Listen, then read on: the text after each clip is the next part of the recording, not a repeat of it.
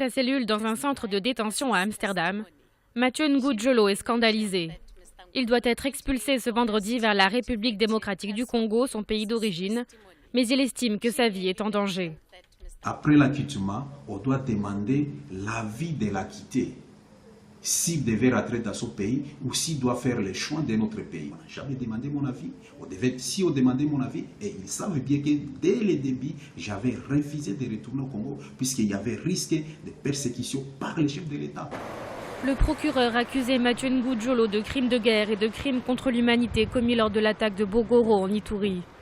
En 2003, ce village de l'Est de la RDC avait été détruit par des milices rivales, soutenues par le Rwanda, l'Ouganda et la RDC.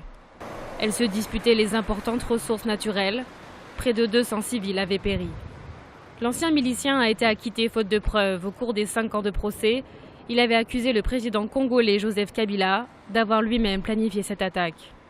Mais après consultation avec les autorités congolaises, la Cour pénale internationale assure qu'il n'y a pas de risque de représailles contre Mathieu Ngudjolo. Il n'y aura pas de problème pour M. Ngudjolo. La question qui est liée à sa résidence sur les territoires néerlandais, c'est quelque chose qui est réglé par les autorités néerlandaises et non pas par la CPI.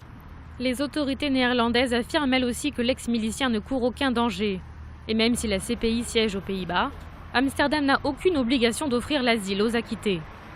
La CPI n'a pas de territoire, donc il n'y a pas de territoire qu'elle puisse offrir à Mathieu Ngudjolo.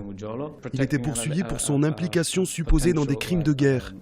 Même s'il a été acquitté, protéger quelqu'un que l'on a soupçonné d'être un criminel n'est pas évident pour les Pays-Bas.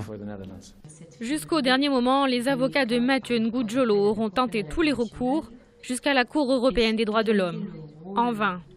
Sauf retournement de dernière minute, le Congolais devrait embarquer sur un vol vers Kinshasa dans la soirée de vendredi.